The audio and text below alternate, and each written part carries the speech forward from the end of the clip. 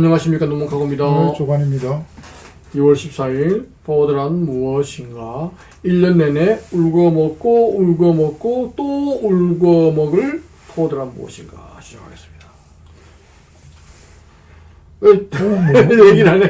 뭐 했어요? 지난주에 이어서 AMS란 무엇인가?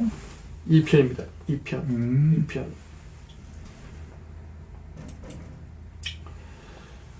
그럼 AMS 친구 누가 하느냐?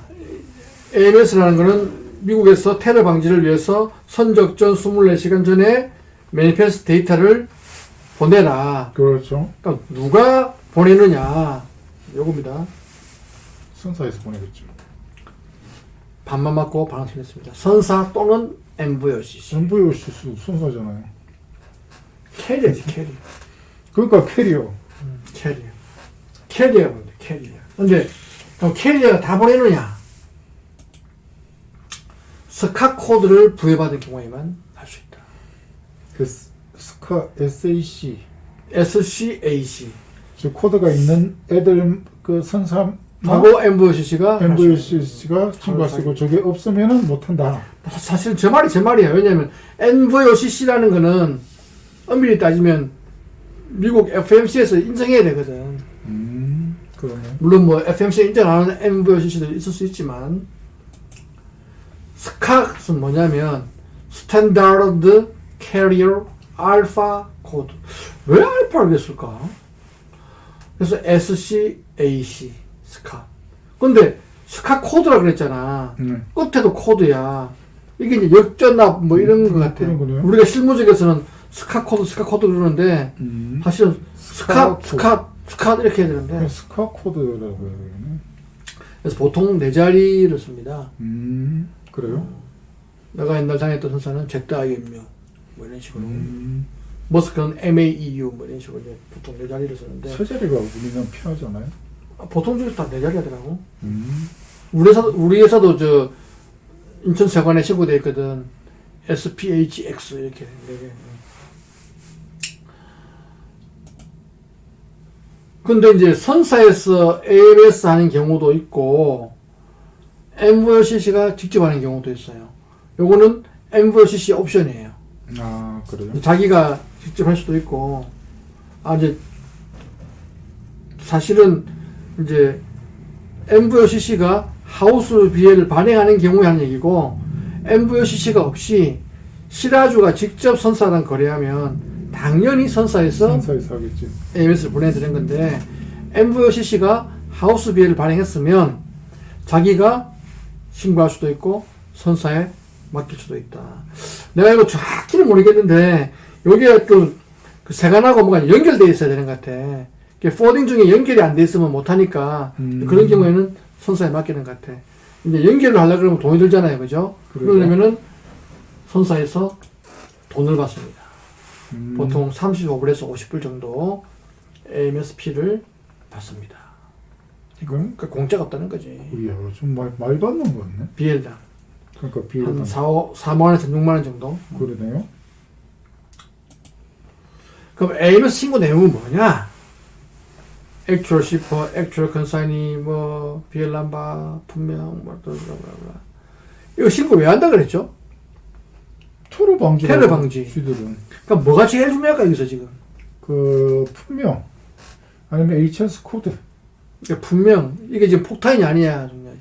그러니까 HS 그보다 더 중요한 게 있어. 뭘까요? Shipper Consignee. 인마가 테러 집단이 아니냐. 얘가 지금 우리 미국 그 정보기관에 블랙리스트에 올라온 놈이냐 아니냐. 그런 걸 봐야 되니까 사실은 Shipper Consignee가 제일 중요해. 그러니까 걔네들이 그 돈 주고받을 때도 계좌 같은 것도 동결하고 그런 계좌 동결하는 걔네들이 시퍼로 들어가면 안 된다 그런 얘기죠. 잘은 모르지만 하여튼 정보기관에 의해서 이렇게 체크된 놈이 있으면 안 되니까. 근데 내가 어디서 들었는데 미국 그 정보기관에서 이런 거 딱 스캔할 때 어마어마한 속도로 이걸 한다더라고. 나는 맨 처음에 이거 2003년에 4년 갈 때, 야, 이 많은 매니페스트를 어떻게 보냐! 막 그랬는데, 얼마 전에 들은 얘기로는, 그 정보 쪽에서 이거 체크해내는 기능이 어마어마하다 하더라고. 그래서 내가 이렇게 노란색을 칠했습니다. 중요한 내용을. 근데 확 들어오죠, 그죠? 그러네요. HS 코드 중요하지 않아요? HS 코드. 분명히 HS 코드니까. 액츄얼 시퍼는 문제가 뭐였냐. 네. 중개무역은 문제인데, 중개무역은. 중개무역이라. 중개무역은, 이제, 내가 이제 중개상이야. 그럼 조건한테 한국에서 물건을 사가지고, 미국에 있는, 쌤한테 파는 거야. 난 이제 가운데 껴있잖아. 근데, 조간은 쌤을 몰라. 쌤은 조간을 몰라. 그렇게 되면은 겨의 무역인데요. 중겨의 수준이 중가이가 이게 중매해주는 거잖아. 그 중가이 같은 경우에는 일단은 그 공인중개사 매출로 자기가 소유권을 안 갖고 있는 상태로 매칭을 시키는 거예요. 근데 중겨의 무역이 되게 되면 소유권을 갖다가 자기가 취득을 했다가 다시 넘겨주는 거예요. 그래서 소유권 이전이 두 번 발생하는 게 겨의가 되는 거고, 가의 존엄은 소유권 이전이 한 번, 그러니까 중간에 중가의를 하는 애는 소유권을 갖지 않는 그런 형태입니다. 잘났다. 그렇다고요. anyway, 중요한 그게 알잖아, 지금. 어쨌든. 근데 이게 이제, 네. 내가 한국 사람인데, 한국에서 이렇게 하는 거는 사실은 큰 문제가 안 돼. 왜냐면 미국에서 볼 때, 이놈이 뭐 진짜인지, 중개인지, 뭐, 중개인지, 뭐 잘 관심이 없잖아. 근데 내가 한국 사람인데, 중국 화물을 이렇게 해주면은, 실내를 한국과 중국이잖아. 근데 지금 시퍼가 한국 사람이 들어가 버리는 거잖아. 네. 그럼 이건 분명히 액츄얼 시퍼가 아니잖아. 그럴 수도 있지요. 액츄얼 시퍼는 니잖아. 그러니까 이게 테러하는 애들이 한 놈을 앞에 끼어가지고 갈 수도 있는 거잖아. 그러니까 서류상으로는 실제로 물건 보내는 사람이 안 나오는 거 아니야. 이게 그 당시에 엄청나게 문제였어요. 왜냐하면 이 중개무역이라는 거는 삼국 간 무역이라는 거는 엄밀히 말하면 삼국 간 무역이지. 삼국간은 거쳐가야 되는 거 같은. 제3국에서 이제 이렇게 거래를 이렇게 연결시켜주고 시퍼와 컨사이너를 오픈을 안 시키는 이런 것들은 상당히 흔한 일이잖아, 이게 지금. 그래서 저때 초기에 저런 게 있었을 때 액츄얼 시퍼 주세요. 뭐 난리가 났었어요.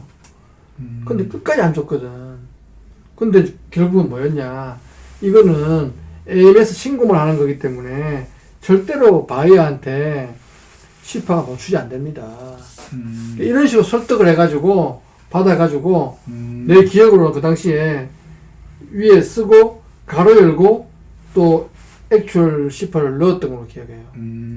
초기에. 지금은 이제 이런 것들이 이제 미국에서는 워낙 이런 일이 많아져 버리면서 좀 이제 문제 이슈가 안 되고 있는데 그 당시는 되게 엄청나게 큰 문제였어요.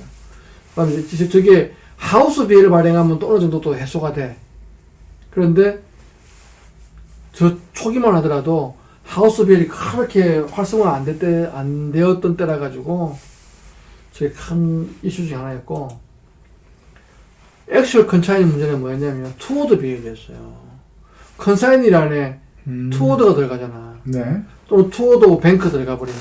그러니까 이제 중간에 이제 매매가 될 수도 있는 그런 상황이네요. 액츄얼이 아니잖아. 그렇죠. 이것도 문제가. 그래서 이것도 역시 아까 얘기한 것처럼 가로 열고 액츄얼 컨사인 써주고 이런 식으로 넘어갔었어요. 지금은 아까도 얘기했지만 하우스 비엘을 발행해버리면 저런 것들이 많이 이제 해소가 되는 그런 면이 있죠. 그 다음에 품명. 정확한 품명을 넣으라는 거예요. 툴. 이런 거 안 된다는 거예요. 일반명을 넣으면 안 된다. 망치, 벤치, 뭐 도라이바.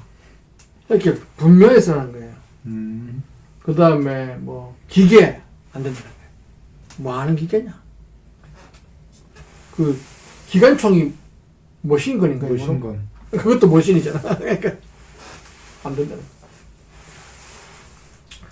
그 일반 화물이라고 이제 통칭하는 게 있었어요. 그게 뭐냐면 FAK, Freight All Kind. Freight of All Kind. 그래서 이제 옛날에 그냥 운임 파일 시킬 때 음. 화물 이름을 특정하지 않고 그냥 FAK 뭐 이렇게 많이 했거든. 근데 저기서 미국에서 FAK 쓰지 마라. 쓰지 마라. 운임 종류를 얘기할 때도 FAK 운임이라고 얘기하지 않나요? 프레이트란 말이 네. 운임도 되고 화물도 되지 않습니까? 근데 더 재밌는 건 뭐냐? FAK는 안 되는데 GDSM은 돼. GDSM은 뭐예요? General Department GDSM Store Merchandise. 아, 자파. 그래서 FAK 대신에 GDSM을 쓰라. 음. 좀 우스운 것 같은데 뭐 그런 게 있었습니다.